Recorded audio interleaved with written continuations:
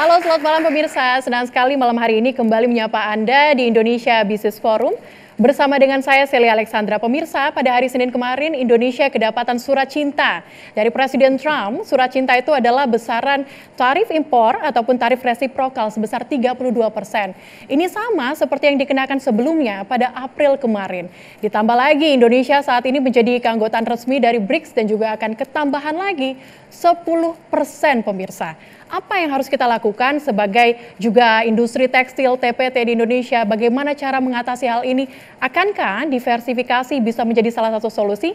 Kita akan bahas malam hari ini di Indonesia Business Forum dengan sejumlah narasumber yang sudah hadir pada malam hari ini untuk kita. Saya akan sapa terlebih dahulu Pak Raden Pardede, staf khusus Kemenko Perekonomian. Selamat malam Pak Raden. Selamat malam Mbak, selamat malam semuanya. Baik, turut tadi juga bersama dengan kita Pak Kiki Feriko, ekonom dan juga Wakil Dekan Fakultas Ekonomi Bisnis Universitas Indonesia. Selamat malam. Hadir juga bersama dengan kami Pak Beni Sutrisno, Wakil Ketua Umum Kadin Indonesia Bidang Perdagangan. Selamat malam. Kami juga turut mengundang ada Pak Jemi Kartiwa, Ketua Umum Asosiasi Pertekstilan Indonesia. Selamat malam. Baik, sebelum kita masuk kepada dialog kita pada malam hari ini, kita saksikan dulu informasi berikut untuk Anda. Baik, kita kedapatan surat cinta nih Pak Beni. Kira-kira surat cinta ini akankah berbuah baik untuk kita? Bagaimana dengan industri tekstil kita dengan tarif kenakan 32% Pak Beni? Ya, ini kan satu keputusan pemerintah Amerika Serikat yang kita tidak bisa memaksakan ya. Ada beberapa teman bisa nggak dibatalkan. Yang bisa membatalkan hanya Trump. Oke. Ya kan? Atau yang punya alam semesta ini bisa membatalkan, ya kan? Nah, saya kira sebagai pengusaha tentu kita akan mencari jalan keluarnya. Kita kan punya partner importir di sana. Tentu kan importir itu tidak akan menaruh kepalanya di satu keranjang. Jadi dia akan mengambil dari beberapa sumber, yang mana dia tidak mau ambil risiko. Mungkin ada yang mahal, ada yang murah, tapi dia tidak tergantung satu sumber.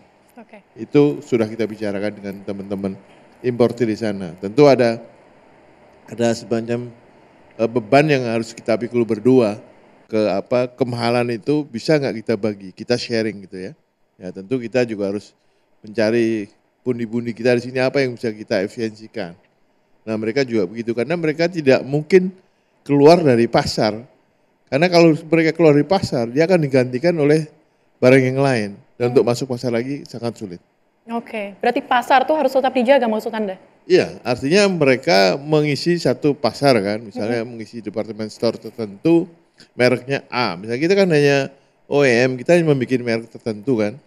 Nah itu dia nggak mau keluar dari pasar itu, kalau nggak akan diganti merek yang lain. Nah untuk masuk pasar lagi, dia butuh waktu dan butuh usaha yang seperti waktu awal mulanya dia masuk pasar itu. Oke, tapi kalau dari Kadin sendiri menilainya apakah industri TPT saja yang terkena hantaman dari 32%? Enggak, industri yang tenaga kerjanya banyak.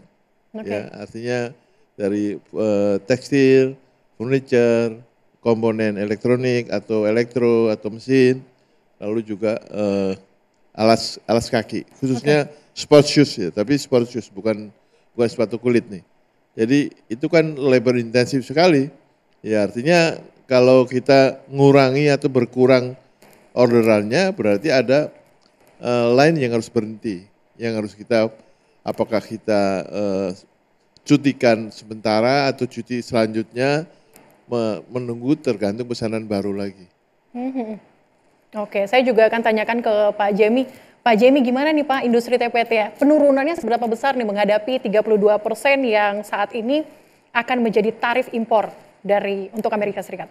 Mungkin di awal April, kita April 2 kan mendapat berita Trump menerapkan tarif ya. Mungkin dari teman-teman teman-teman di industri garment kita, sudah ada mereka meminta istilahnya sharing burden. Ya di sharing burden istilahnya kenaikannya, contohnya yang terakhir diputuskan 10%, kita teman-teman di industri pakaian jadi mereka diminta sharing kurang lebih ada yang 2-3%. Ya mungkin tahap awalnya mereka diminta setengah-setengah. Ya, jadi ini mungkin yang membuat kita harus memikirkan memang di industri pakaian jadi, sekarang di industri tekstil, margin kita udah sangat tipis. Oke. Ya dengan masuknya China menjadi industri superpower ya khususnya di TPT, kita itu bersaingnya itu harus dengan sangat ketat sekali ya.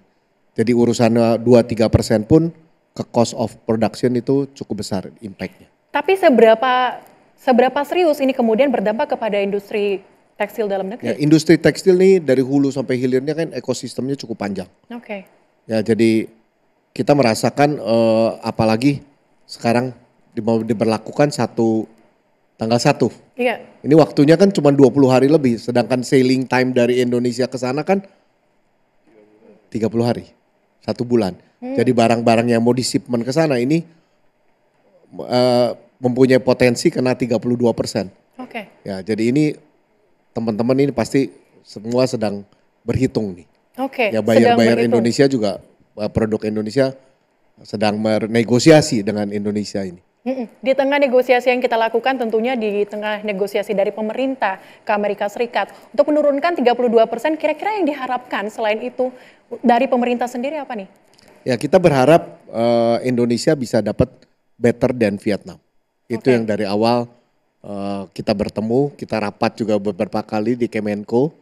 Kita bertemu juga dengan Pak Raden, dengan Pak Menko. Kita berharap Indonesia bisa di bawah Vietnam. Karena sebetulnya trade deficit Indonesia selisihnya itu jauh lebih rendah dari Vietnam. Yang dari awal kita memikirkan bahwa Indonesia sebetulnya bisa dapat tarif yang lebih rendah dari Vietnam. Oke, tapi kalau harapannya untuk dalam negeri, untuk pemerintah dalam negeri seperti apa? Kita berharap selain market ekspor yang harus dijaga, domestik Indonesia juga cukup besar. Jadi saya pikir market domestik Indonesia juga kita nggak boleh biarkan ya. Sedangkan semua negara pun sekarang mengincar market Indonesia yang 270 lebih, hampir 280 juta penduduk yang di Indonesia. Jadi saya pikir market Indonesia pun harus dijaga untuk industri dalam negeri ya. Oke, market Indonesia harus terus dijaga untuk industri dalam negeri. Pak Raden mengelaborasi apa yang disampaikan tadi, pandangan Anda?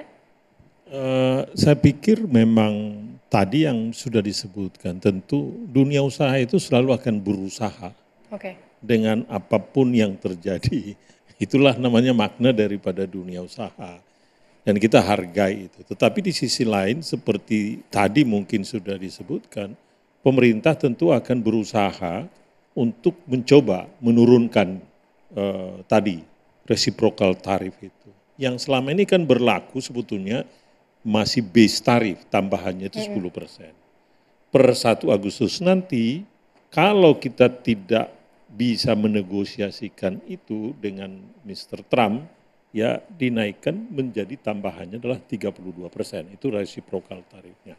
Sekarang ini masih ada waktu di mana kita mencoba menawarkan beberapa opsi, ya namanya negosiasikan begitu. Kita tawarkan beberapa opsi, pemerintah menawarkan beberapa opsi kepada mereka.